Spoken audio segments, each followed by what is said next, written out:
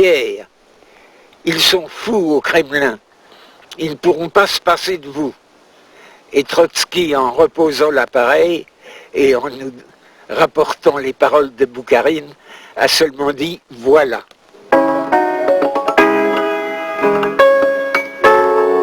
10 ans plus tôt, Trotsky était de la poignée d'hommes qui allaient ébranler le monde.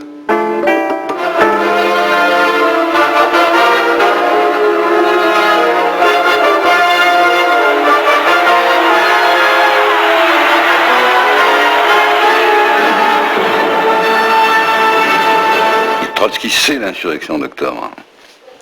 Il était président du Soviet, il dirigeait le comité militaire révolutionnaire qui commandait la garnison. C'était lui qui entretenait le moral, qui parlait au cirque moderne. Il avait la tribune portée sur les épaules des auditeurs. Et il y a des épisodes extraordinaires. Enfin, il y a celui de Pierre et Paul, la forteresse qui pratiquement empêchait les mouvements. Pour l'insurrection, il refuse la solution qui aurait consisté à la prendre d'assaut. Il y va, accompagné d'un camarade, assemblée générale. Il gagne la garnison, elle se rallie à l'insurrection. Ça, c'est Trotsky en octobre.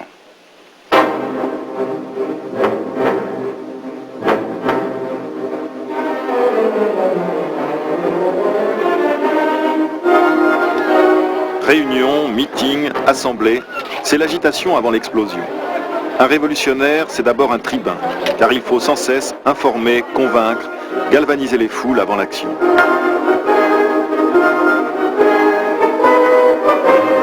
Et pour Trotsky, la parole est reine. Le pouvoir des mots a toujours surpassé celui des fusils. Signant sous le pseudonyme de La Plume ses articles politiques, Trotsky sera aussi la voix de la révolution.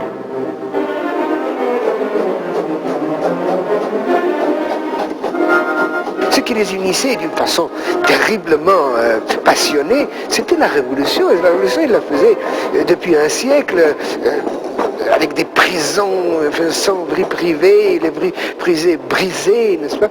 Ce qui les réunissait, c'était une eschatologie. C'est-à-dire, ils avaient des fins lointaines, n'est-ce pas? Mais ils les faisaient immédiates. Ce sont la fin lointaine d'une humanité parfaite où il n'y aurait plus d'injustice sociale, n'est-ce pas? C'était pour eux pour demain, pour lundi, n'est-ce pas? Ils y croyaient dur comme fer. C'est incroyable comment cette passion pouvait être tellement stupidement, et qui pouvait être aussi stupidement passionnée, n'est-ce pas? Parce que c'était scatologique, croyant que le ciel sur la terre va se faire dans 6 mois. Vraiment, il faut être un peu sonné, enfin. Et ils l'ont fait. Dans le village d'Yanouka en Ukraine, né le 26 octobre 1879, Lev Davidovitch Bronstein, fils de paysans juifs aisés.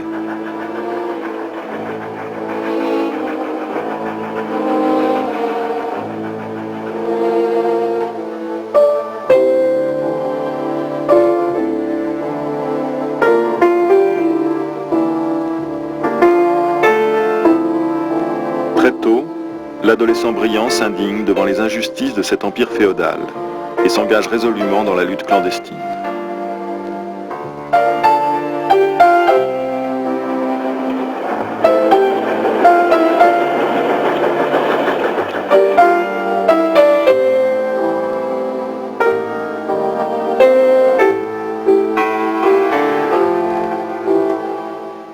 Un militant populiste avec tout ce que ça implique, le romantisme, les intellectuels qui vont vers les paysans malheureux, les héros qui se sacrifient dans les actions terroristes. Et au milieu de cette exaltation, il rencontre Alexandra Lvovna, qui est plus âgée que lui, dont tous ses camarades sont amoureux et qui est marxiste. Et il va mener un long combat contre le marxisme qu'il considère comme desséchant, mécaniste, et qu'il rejette, et il capitulera finalement devant le marxisme et devant Alexandra, qui s'accompagne. À partir de là, il organise ce fameux groupe d'inspiration marxiste, avec des ouvriers, sortant des feuilles hectographiées, faisant comme on fait à l'époque, des réunions dans les bois, des conférences culturelles. Il organise plusieurs centaines d'ouvriers à Nikolaïev. et jusqu'au moment où il est arrêté.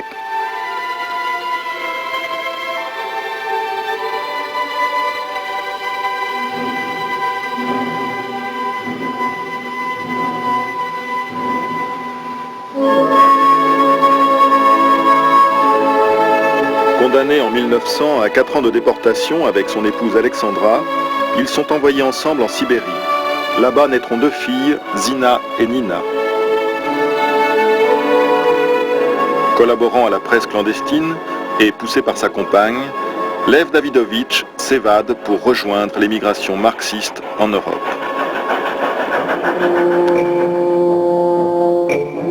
À Londres réside Vladimir Ilitch Ulyanov, dit Lénine, dirigeant du journal L'Iskra. C'est le théoricien marxiste de la révolution à naître. Il a déjà rédigé dans Que faire les bases de l'organisation et de l'action du parti bolchevique.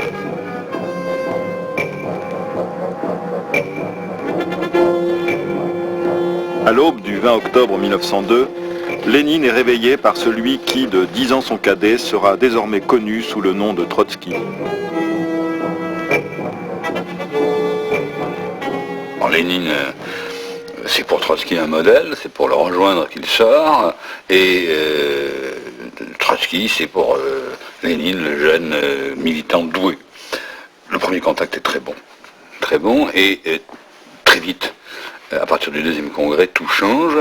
À ce deuxième congrès, où Lénine et Trotsky se séparent sur la question de la direction, de la composition de la direction et de l'élimination des vieux, que Trotsky n'accepte pas. À partir de ce moment-là, il y a les bolcheviks, c'est-à-dire majoritaires, avec Lénine, les mencheviks minoritaires, dont Trotsky est pendant quelque temps, et qui au fond sont divisés sur la question, est-ce que c'est la classe ouvrière qui va diriger la révolution? Oui, disent les bolcheviks, non, disent les mencheviks. Comment va être fait le parti? Par l'unification de toutes les tendances et courants, dit Trotsky, à partir du programme d'une fraction rigide et rigoureuse, dit Lénine. Et les deux hommes séparés par ces questions, polémiquant durement, vont être opposés pendant une bonne décennie, avant de se rejoindre, mais beaucoup plus tard seulement.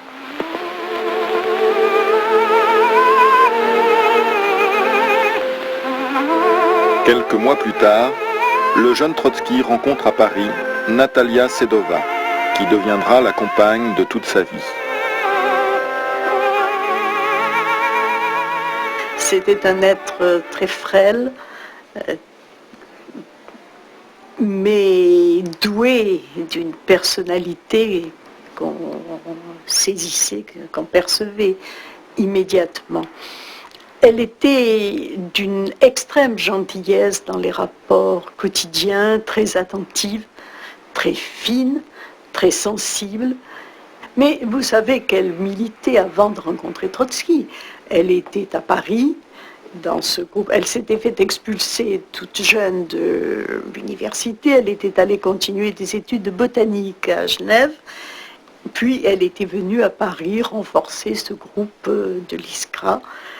Et c'est à cette occasion qu'elle a rencontré Trotsky. Donc elle se considérait elle-même comme une militante à part entière.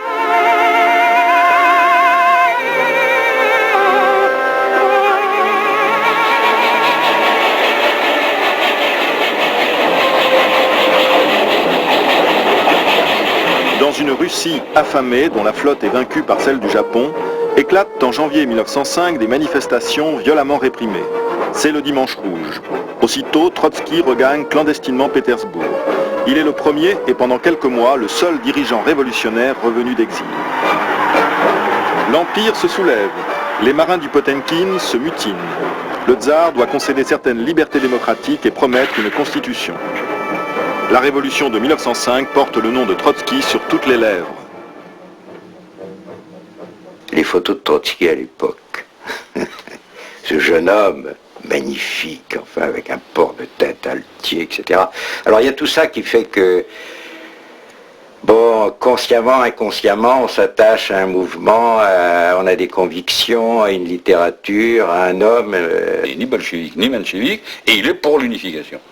Ça lui donne, disons, une beaucoup plus grande liberté de mouvement. Il est le premier à rentrer en Russie des mois avant les autres, et il va être capable, notamment par ses qualités d'orateur et d'analyse politique, d'être à Saint-Pétersbourg l'homme qui rassemble dans une même orientation bolchevique et menchevique.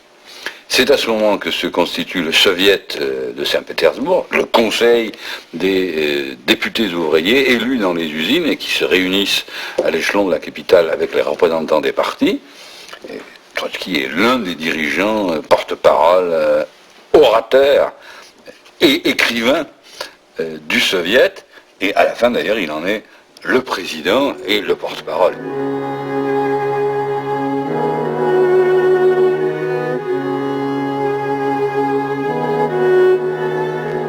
Président du soviet de Pétrograd à 26 ans, chargé de préparer la grève et l'insurrection armée, Trotsky est arrêté en décembre avec ses compagnons et condamné après un procès retentissant à la déportation à vie.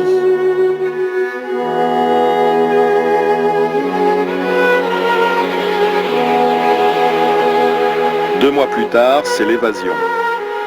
L'exil, une fois encore.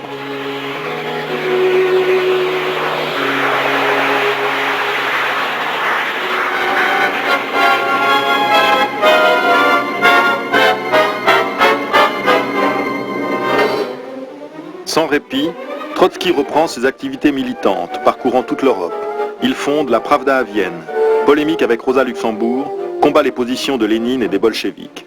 Nouvelles ruptures, nouvelles alliances, nouvelles publications face à un monde qui s'arme. Quand le conflit éclate, il va s'installer à Paris avec Natalia et leurs deux fils, Lyova et Sergueï. Contre l'effort de guerre, les combats absurdes et l'union sacrée, Trotsky, comme nombre de révolutionnaires, est convaincu que de la guerre impérialiste surgira la révolution mondiale.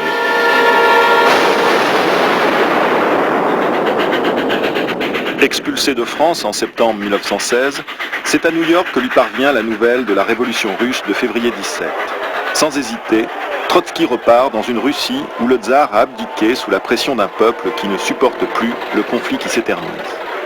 Et renonçant à ses désaccords avec Lénine, il se rallie à lui pour combattre le gouvernement provisoire de Kerensky et conduire la révolution prolétarienne. Trotsky devient bolchevique. Trotsky n'était pas un vieux bolchevique. Ça, c'est un premier point qui est très très important, n'est-ce pas? Il s'est rallié au mouvement bolchevique et à Lénine au moment de la Révolution. Il a joué un rôle extraordinaire dans des secteurs absolument décisifs de l'insurrection et bien sûr après dans la construction de l'armée rouge, mais initialement il ne faisait pas partie. Il ne faut jamais oublier ça, parce que ça explique quand même certains comportements, certaines attitudes, certaines relations distantes, n'est-ce pas? Or, il était devenu, dans une certaine mesure, le second de Lénine. Et de ce point de vue, quoique les choses n'aient pas ce formalisme, n'est-ce pas? Personne n'aurait osé dire à cette époque c'est le second de Lénine. L'un et l'autre rejetaient la défense nationale, l'un et l'autre rejetaient la participation à la guerre impérialiste. Ce qui à la fois les isolait de la majorité dans les différents partis et les rapprochait. Et la guerre les a rapprochés. Et puis, il y a un second facteur qui a beaucoup joué, c'est que dans le cours de la Révolution, apparaît le parti bolchevique comme un parti de masse chevauchant la vague révolutionnaire, j'ai envie de dire surfant, et c'est le parti bolchevique. Il va être bientôt un parti de centaines de milliers d'hommes, alors que Trotsky, sur la base de son activité à lui, n'en a rassemblé que quelques milliers. Donc ce parti de masse que Trotsky voulait faire par l'unification, il a été réalisé par la méthode de Lénine. Et le troisième point, alors là c'est exactement l'inverse, Trotsky a posé après la révolution de 1905 le problème dans les termes de pour mener à bien la révolution bourgeoise, il faut que ce soit le prolétariat qui prenne la tête de la révolution. Et là, c'est ce qui est en train de se passer en Russie, et c'est la position à laquelle Lénine s'est rallié avec ses thèses d'avril 17, donnant en quelque sorte, dans les faits, raison à Trotsky.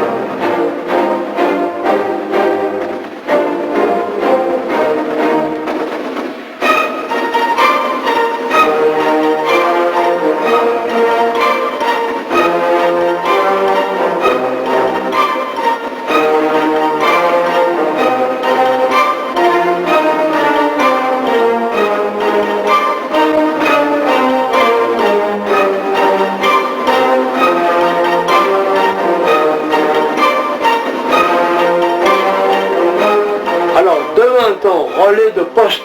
J'insiste bien là-dessus, car je suis le seul à l'avoir vu.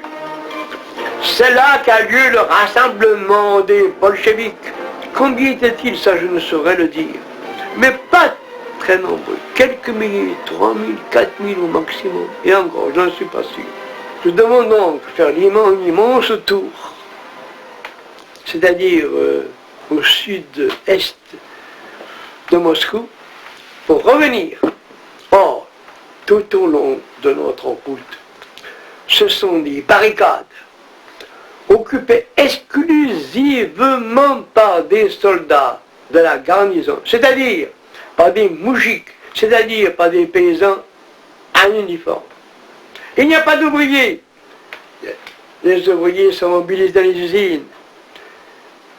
C'est donc à Moscou la garnison hostile à la guerre, favorable à Lénine et à Trotsky, qui s'est emparé du pouvoir. Sans elle, les bolcheviks, du moins le groupement que j'ai vu, ont été vaincus et battus à plat de couture.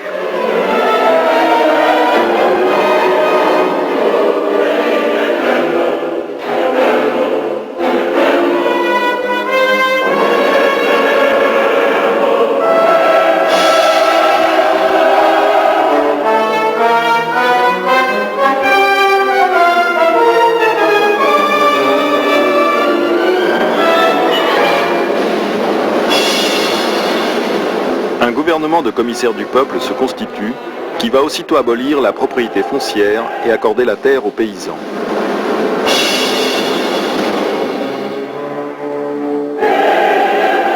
Maria, la jeune épouse d'Alex Йоффе, ami de Trotsky, était présente lors de l'annonce des nominations. Затем появляется через некоторое время и говорит, министр, он только одной ногой входил в нашу комнату, вторая нога была за дверью. Да, и говорит, министр иностранных дел Троцкий, и мгновенно исчезает. Через некоторое время приходит и говорит, министр просвещения, мы все хором, Луначарский! Да, совершенно верно, Луначарский. Вот такие времена были, да. И действительно, приходит через некоторое время и заявляет, министров никаких не будет. Полное молчание. Будут народные комиссары. И будет совет народных комиссаров. Тогда, понимаете, я кричу, а кто предложил? Троцкий. Да. И кто-то другой говорит, слушай, да не беги ты, а кто председатель вашего этого совета народных комиссаров? Ну, дурачье. Конечно, Ленин.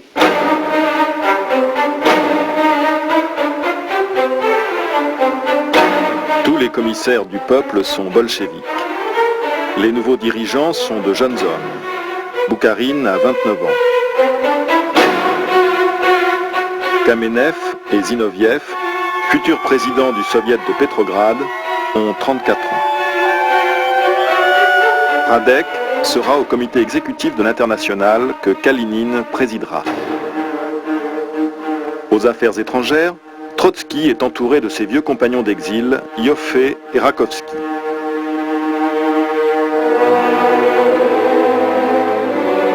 Enfin, est nommé commissaire aux nationalités un certain Joseph Djougashvili, plus connu sous le nom de Staline. Il était assis dans son fauteuil devant une table où il n'y avait absolument rien. Non, il était assis comme ça. Sa main droite s'appuyant sur le coude de son fauteuil et me regardant. Je suis arrivé, s'était levé, il nous avait serré la main, que l'on taillait à moi, et il nous avait fait asseoir. Moi, je m'étais assis juste en face de lui, car c'est moi qui devais faire le rapport.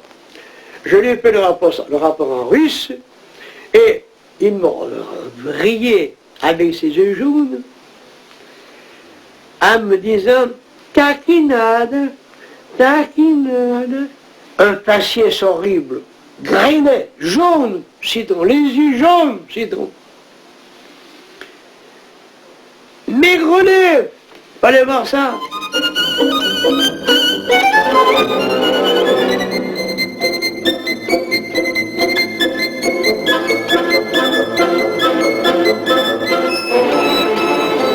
Bien avant que Staline accapare tout l'État, la question de la démocratie se pose dans la jeune république des Soviets.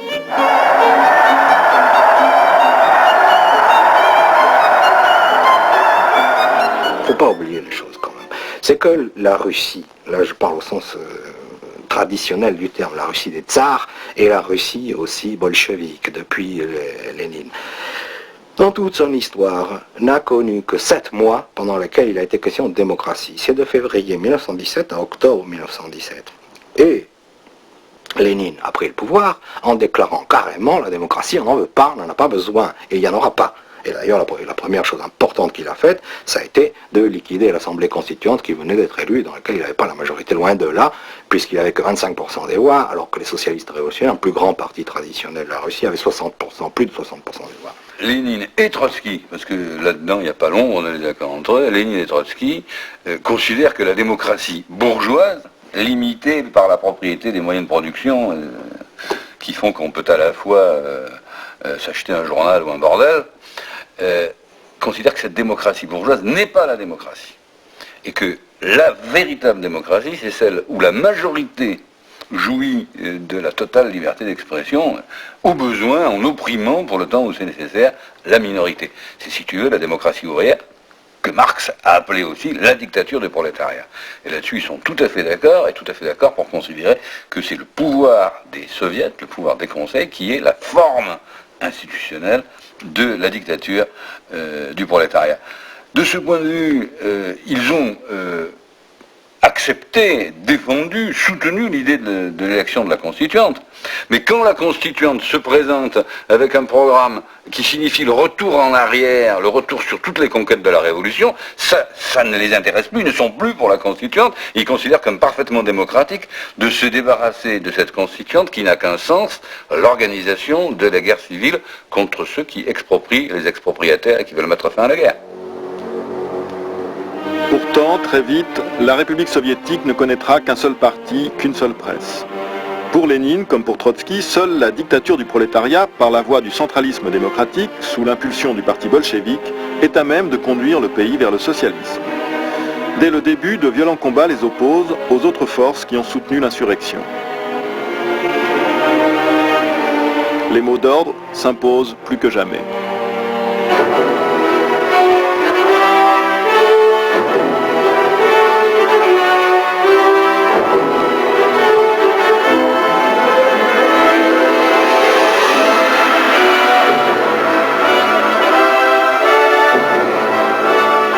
Mais la guerre, toujours présente, va pour un temps estomper les oppositions internes. Sur le front, par milliers, les soldats désertent ou fraternisent. Les bolcheviks ont promis la paix immédiate, mais le parti est partagé devant les conditions allemandes. Lénine est partisan de les accepter, Boukharine veut mener la guerre révolutionnaire, Trotsky lui propose d'arrêter les combats sans signer la paix. Sa position l'emporte au comité central.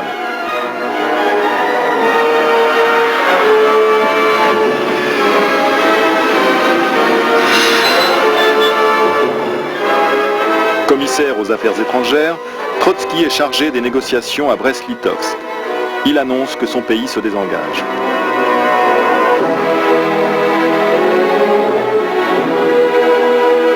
Presque aussitôt, les Allemands reprennent les hostilités et imposent leurs conditions. Le traité leur accorde un quart de la Russie.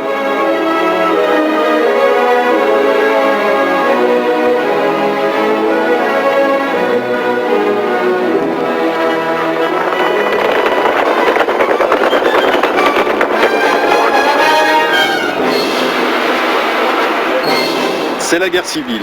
Le pays est divisé. Les armées blanches de Korlinov et de Koltchak passent à l'offensive.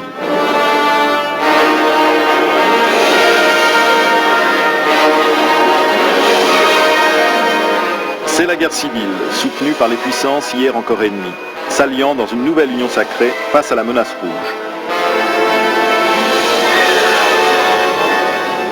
C'est la guerre civile que la jeune république isolée, assiégée à ses frontières, minée par des soulèvements intérieurs, va devoir affronter pendant 30 longs mois.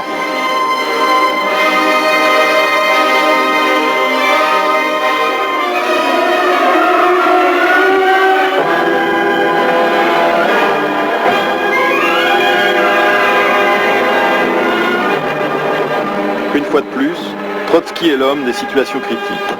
Président du Conseil suprême à la guerre, il va construire en quelques mois l'armée rouge.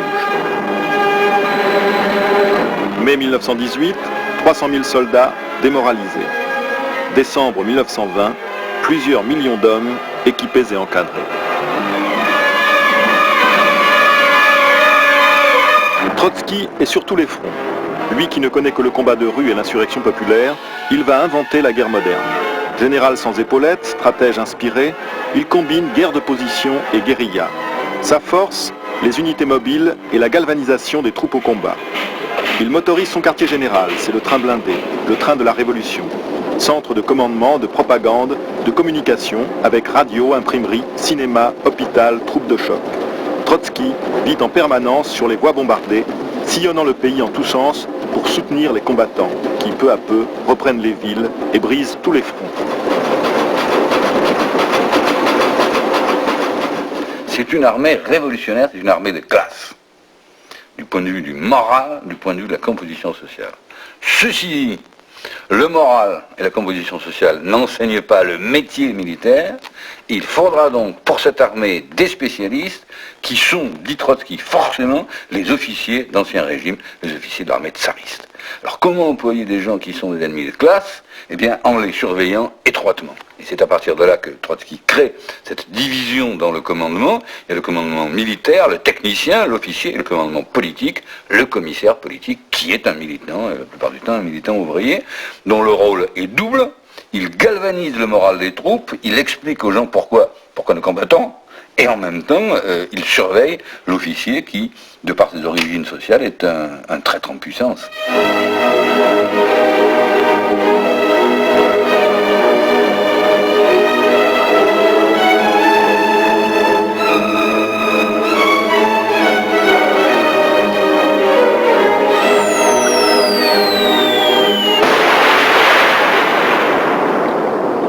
Fois que les Blancs s'emparent d'un territoire, d'une ville industrielle, on tue tous les communistes, on les massacre. Et si l'armée rouge reprend cette région ou cette ville, il faut ressusciter le parti. On ne peut pas le ressusciter avec les gens sur place que l'on a tués. Il faut en faire venir d'ailleurs. Et pour faire venir des communistes, par exemple en Sibérie, il faut un organisme central qui les désigne, qui les sélectionne, qui les désigne, qui les affecte. C'est-à-dire que contrairement à ce qui se passait avant la Révolution, on a toute une série de responsables qui ne vont plus être nommés, élus par le bas, mais qui vont être inévitablement désignés par le haut. Et ce sont des pratiques, disons qu'on peut appeler presque normalement, elles sont inévitables, la militarisation du parti, mais ce sont des pratiques qui vont être pérennisées à la fin de la guerre par la hiérarchie de ce que Trotsky appelle la hiérarchie des secrétaires, c'est-à-dire cet appareil naissant qui est spécialisé au fond dans la détention et la préservation de son propre pouvoir.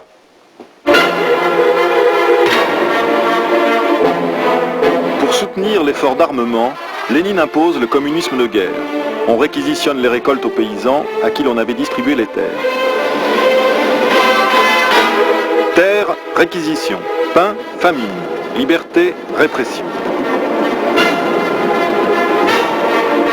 De chaque côté, on exécute, on fusille, et partout des hommes sourient à la mort, comme ce soldat rouge face au peloton de Koltchak.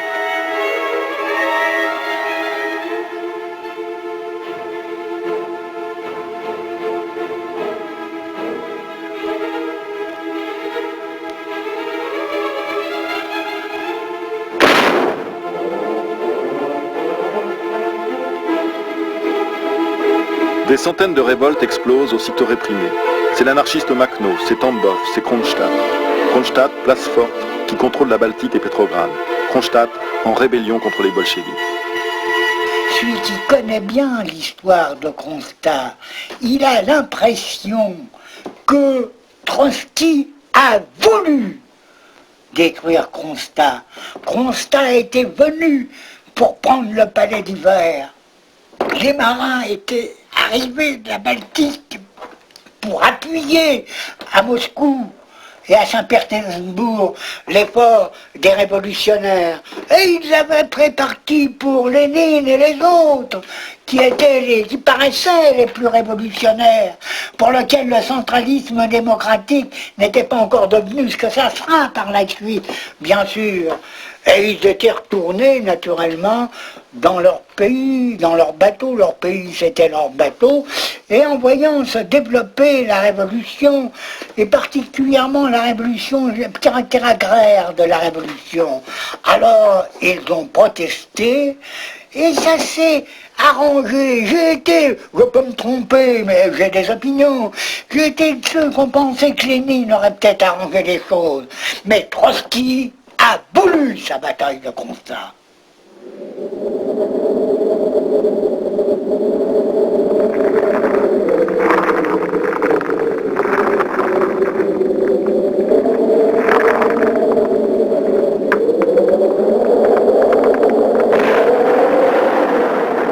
Trotsky était l'un des dirigeants bolcheviques, comme tous les autres, il a pris la responsabilité de ne plus chercher la négociation avec Kronstadt à partir du moment où la fonte des glaces approchait et où la forteresse ne pouvait plus être reprise par l'infanterie, ce qui crée une situation militaire très dangereuse. Et il n'a rien, de ce point de vue, il n'a pas de responsabilité particulière par rapport aux autres, même s'il partage avec ses camarades la décision d'employer la force pour reprendre Kronstadt. Alors, là-dessus, d'ailleurs, je crois qu'il faut le dire, que Lénine était d'accord avec Trotsky, que Trotsky était d'accord avec Lénine et Boukharine, et même les oppositions, puisque les délégués de l'opposition ouvrière, qui étaient un peu extrême gauche du parti, se sont portés volontaires pour aller eux-mêmes à l'assaut des mutins de Kronstadt.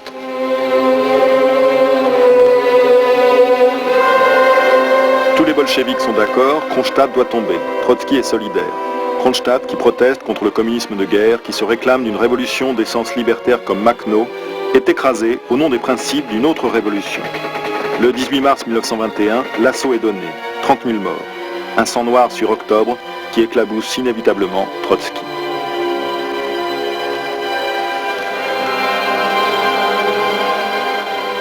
Trotsky a dit, je crois, au 10e congrès, nous avons ruiné la Russie pour battre les Blancs. Ben, c'est une formule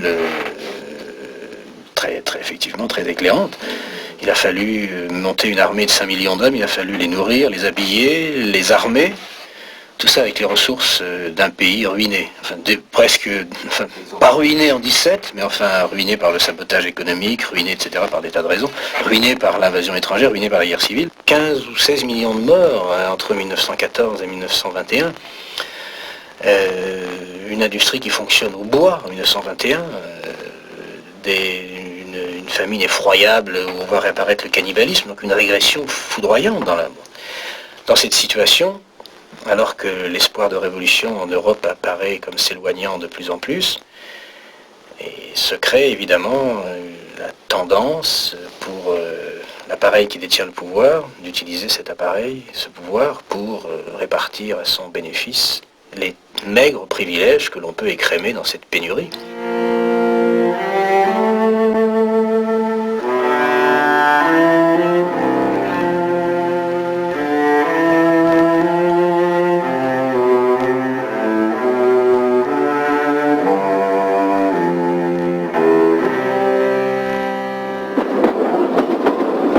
Au début de 1920, Trotsky avait proposé de desserrer l'étau des contraintes économiques en redonnant notamment la liberté de vente aux paysans.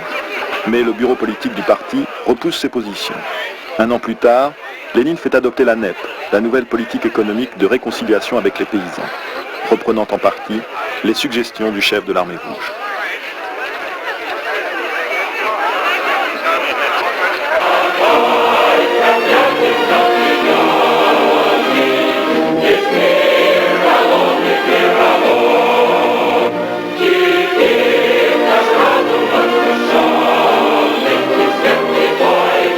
Dès 1918, les ouvriers du monde soutiennent la Russie des soviets. Partout, les vieux partis socialistes éclatent, des partis communistes se créent. Trotsky, comme Lénine, est persuadé que la victoire en Russie n'est que la première étape vers la révolution européenne puis mondiale. Lénine et Trotsky et le groupe des bolcheviks qui étaient avec eux étaient entièrement convaincu que le choix était simple.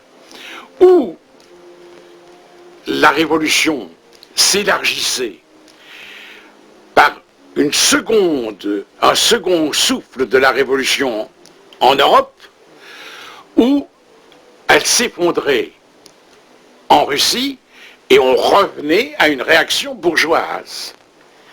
Personne, ça c'est un point d'une extrême importance, personne n'imaginait une autre solution.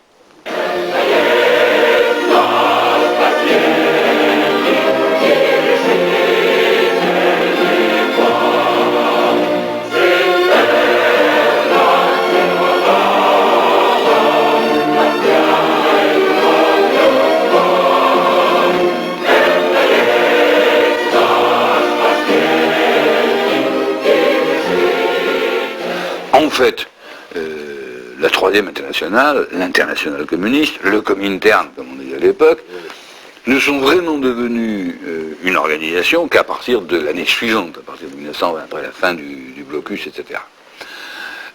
Trotsky était un des principaux personnages de l'Internationale, parce qu'il était déjà un homme connu dans la Deuxième Internationale, parce qu'il était un homme de réputation non seulement européenne, mais américaine.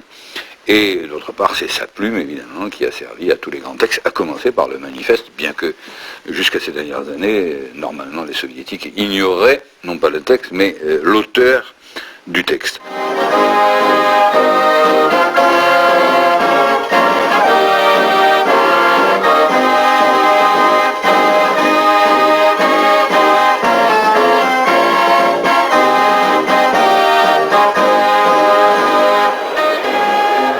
À Moscou, en 1920, des délégations des partis ouvriers de tout pays assistent au deuxième congrès de l'Internationale, où siège un bureau permanent chargé d'élaborer, d'organiser et de coordonner la stratégie de la révolution mondiale. Trotsky est particulièrement attentif à la situation allemande. Déjà en 1919, la social-démocratie alliée à l'état-major a noyé dans le sang l'insurrection spartakiste et assassiné leurs leaders Karl Liebknecht et Rosa Luxembourg.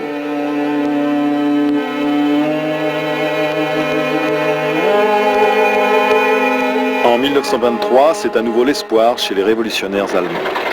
Trotsky, de toutes ses forces, sonne l'alarme. Il sait créer en Allemagne une situation révolutionnaire.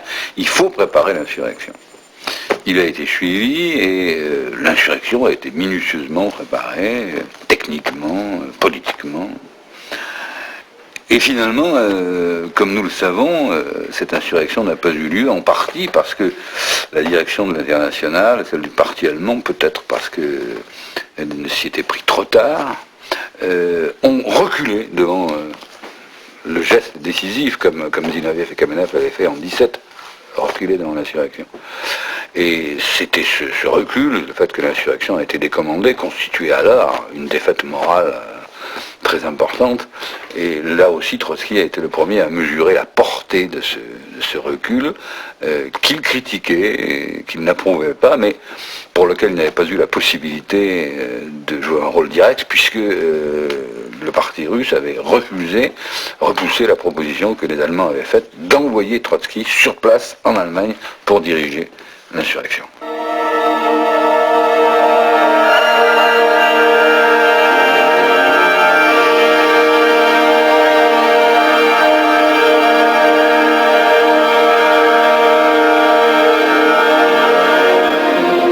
De ce nouvel échec, la classe ouvrière allemande ne se relèvera pas.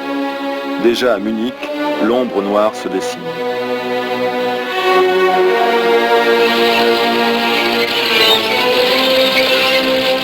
Après le fiasco de 1923, il devenait évident que la révolution était pour longtemps isolée en Russie. Donc il fallait vivre, il fallait tenir, et c'est à ce moment-là que Staline a inventé son socialisme dans un seul pays, et c'est à ce moment-là que s'est trouvé posé le problème de la dégénérescence de la révolution isolée dans un pays pauvre et arriéré. Chargé de la réorganisation des transports et de l'économie, Trotsky est à l'apogée de sa popularité en 1922. Certains lui reprochent son manque de sociabilité. Il est vrai qu'il est souvent guindé, un peu distant, ne pratiquant pas le tutoiement couramment utilisé, et tolérant mal que l'on fume en sa présence. Il est préoccupé par le relâchement qui se manifeste de plus en plus à la tête du parti. Malgré son état maladif préoccupant, Trotsky multiplie ses activités, ce qui lui laisse peu de temps pour sa vie familiale.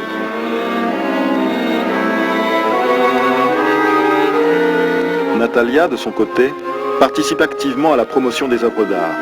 Ses deux fils font partie des Komsomol. Quant à ces deux filles, qu'il revoit de temps à autre, elles sont comme leur mère des militantes actives. Ils vont au Kremlin, dans l'aile Cavalier, un rez-de-chaussée où ils ont quelques petites pièces, ça donne directement sur la salle où se réunit le bureau politique. Il arrive que les gamins tombent contre la porte, que la porte s'ouvre, qu'ils roulent dans la pièce du bureau politique. En face, il y a Staline. Alors, il y a des problèmes parce que Staline rentre tard le soir et comme il est paresseux, il se fait mener par sa voiture jusqu'à sa porte, donc il réveille tout le monde. Et les Trotsky protestent en disant, à partir de 10h du soir, les voitures ne doivent pas rentrer dans le Kremlin. Bon, des problèmes de voisinage, comme tout le monde.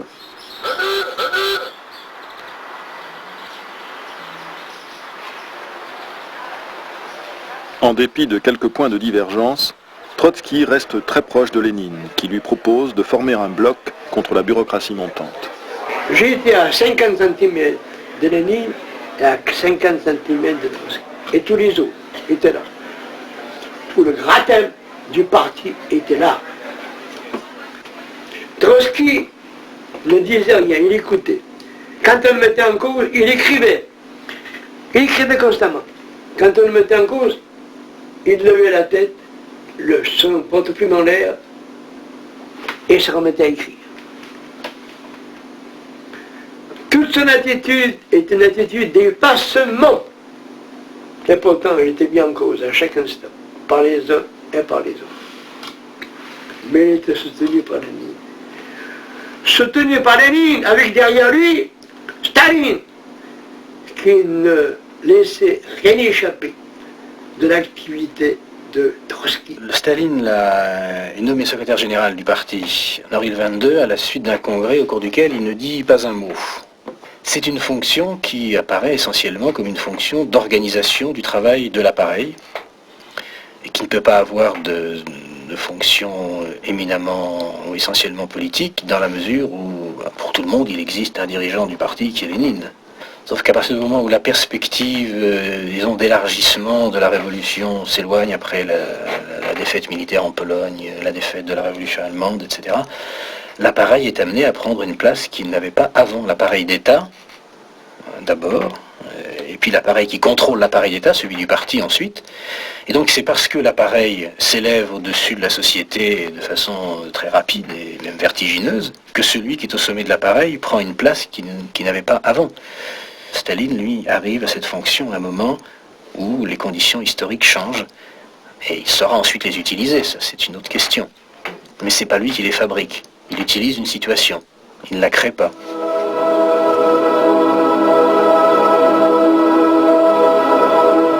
Pour la première fois, en novembre 1922, Lénine est absent des cérémonies anniversaires de la Révolution.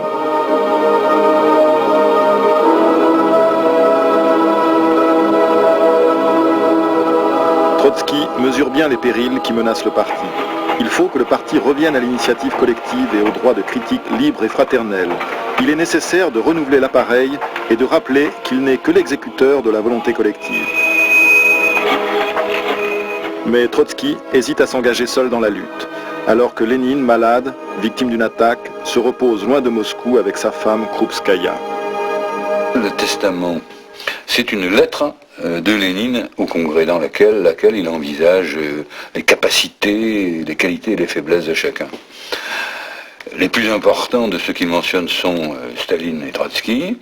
Il reproche à Staline peut-être ne pas savoir se servir avec assez de mesure de ses immenses pouvoirs, et à Trotsky une tendance à voir le côté administratif des choses. Au fond, il tient la balance égale entre eux. Et quelques semaines après, il se prononce au contraire pour que Staline soit écarté du poste de secrétaire général. il s'est passé dans l'intervalle que Lénine, malade, placé sous le contrôle du bureau politique, s'est trouvé aux prises avec Staline qui veut empêcher son intervention dans le domaine politique et que ce contrôle que Staline exerce sur Lénine estime qu'il l'exerce contre lui et en particulier contre sa femme Krupskaya qui est sa collaboratrice dans cette affaire. Alors on se trouve dans une situation tout à fait nouvelle, c'est que jusque-là Lénine et Trotsky savaient qu'il y avait un danger général de bureaucratisation de la révolution, mais comme une sorte de phénomène normal et objectif. Or, à partir de là, ils s'aperçoivent qu'il y a un organisme, le bureau d'organisation, et un homme qui l'incarne, Staline, qui sont en train d'organiser le renforcement du pouvoir de cette caste. Alors c'est le bloc Lénine-Trotsky contre Staline qui pouvait représenter le tournant dans ces lendemains de la Révolution et qui finalement n'aura pas de conséquences puisque Lénine tombe malade d'abord, ensuite meurt, sans que ce combat ait véritablement été engagé.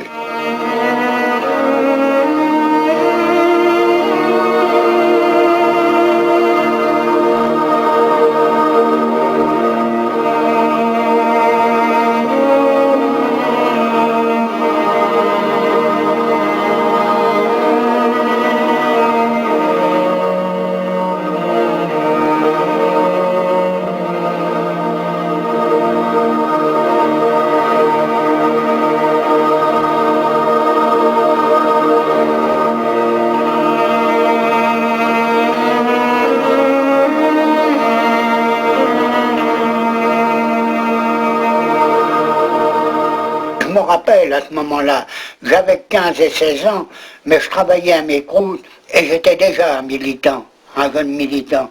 Eh bien, on pensait que Trotsky balayerait Staline, naturellement.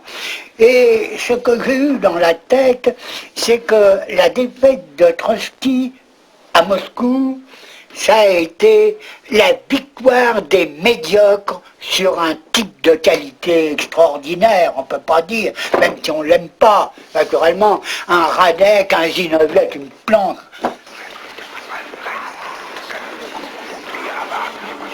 Éloigné à Soukoum par Staline et le bureau politique, Trotsky ne peut assister aux obsèques.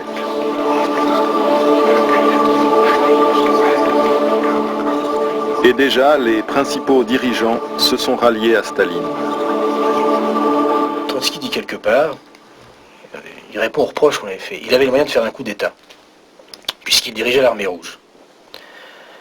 Encore qu'il ne suffise pas d'être le dirigeant politique d'une armée pour pouvoir faire un coup d'État. Mais en tout cas, là n'est pas la question. Il répond, mais si j'avais fait ça, j'aurais dû représenter les intérêts de ceux avec lesquels j'aurais pris le pouvoir. Or, l'avant-garde de la bureaucratie, c'était précisément la caste militaire, qui était la mieux placée, et qui, d'ailleurs, démontrera une capacité tout à fait remarquable au cours de l'histoire de l'Union soviétique à emmagasiner des privilèges particulièrement grands. Et cette caste est la plus avide, de profiter de la paix, la plus avide de profiter de la belle vie, même si c'est relativement beau. Et tout coup d'État appuyé sur cette caste militaire, même si c'était des gens qui avaient beaucoup d'admiration pour les talents de Trotsky comme stratège ou autre, ou comme organisateur, ne pouvait avoir qu'un sens social. C'était, enfin, toute comparaison pour ce qu'elle vaut, mais ça aurait été le 18 Brumaire. Trotsky a choisi de ne pas être un homme du 18 Brumaire. C'est assez absurde de lui reprocher de ne pas avoir été le Napoléon Bonaparte.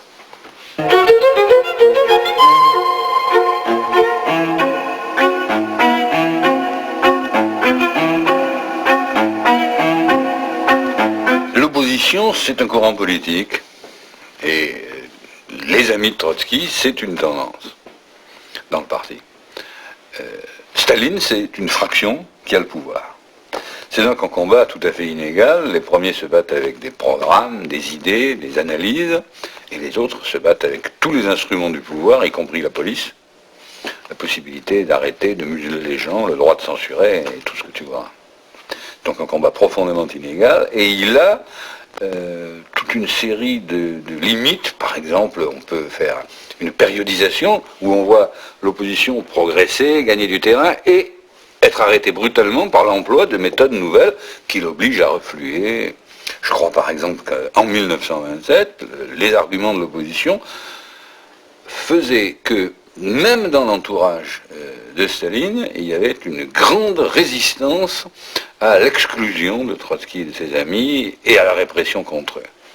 Et là, Staline a sorti ses armes secrètes, c'est-à-dire la provocation policière, la fabrication de complots militaires, de liaisons avec des blancs, qui étaient destinés à faire peur à ses propres camarades et à leur arracher la décision de passer à une répression contre l'opposition de gauche dont ils ne voulaient pas, et en quelque sorte à leur forcer la main. Et au bout du compte, c'est l'appareil qui triomphe, mais c'est l'appareil qui triomphe par la police, et disons-le, l'opposition vaincue, c'est le parti qui meurt.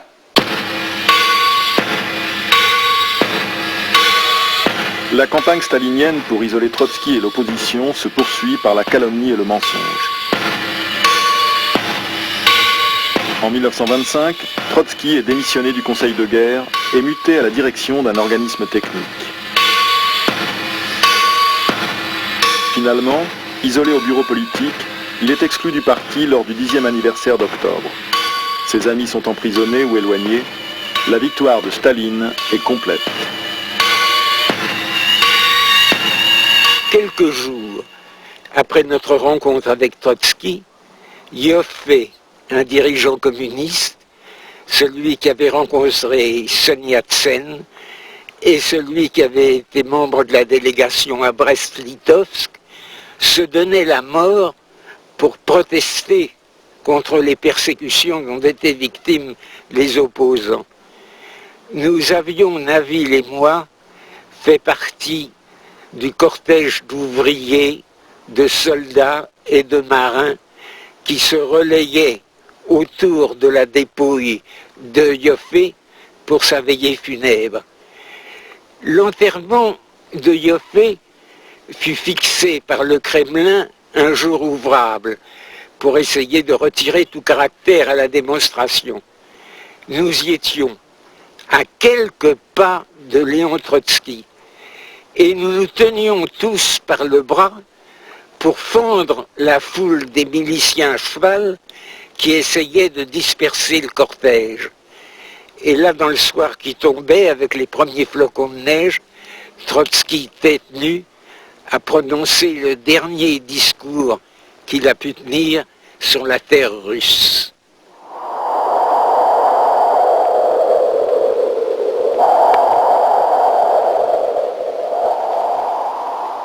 En janvier 1928, le GPU enlève Trotsky de force pour l'expédier à Alma-Ata avec Natalia Eliova. Il sera ensuite déchu de sa nationalité et expulsé vers la Turquie le 22 janvier 1929. Staline a commis une erreur dont il a su que c'était une erreur après, plus tard, et dont je crois il ne s'est jamais pardonné de l'avoir faite, c'est qu'il a exilé Trotsky. Ça a été l'erreur capitale de Staline, n'est-ce pas? Il a cru que c'était trop tôt pour tuer Trotsky. Il ne le pouvait pas. Les conditions dans la direction soviétique de l'époque ne le permettaient pas encore. Mais il aurait pu, dans quelques années après, exécuter Trotsky comme il a exécuté tous les autres. Mais il a cru, n'est-ce pas, il craignait que Trotsky, même isolé, n'est-ce pas, représente un pôle d'attraction pour une opposition qui demeurait une opposition vivace. Donc, il a pensé que, en excluant Trotsky de l'Union soviétique, en l'envoyant à l'étranger, il l'isolait. Ça a été son erreur capitale. N'est-ce pas? Et je crois qu'il ne s'est jamais pardonné, et ce qui explique d'ailleurs qu'il est constamment cherché à le tuer. Lénine momifié, Trotsky banni, l'opposition ralliée ou réduite au silence, la République des Soviets pénétrait dans sa période glaciaire sous la férule d'un nouveau tsar. Toujours inflexible face à tous les ennemis de la Révolution, Trotsky va devoir affronter un parti gangréné par l'appareil bureaucratique incarné en Staline. Dans un combat désespéré, l'exilé va livrer une lutte politique de tous les instants, afin d'inverser le cours de l'histoire et tenter de sauver cette révolution socialiste qui avait suscité tant d'espérance et à laquelle il avait voué totalement son existence.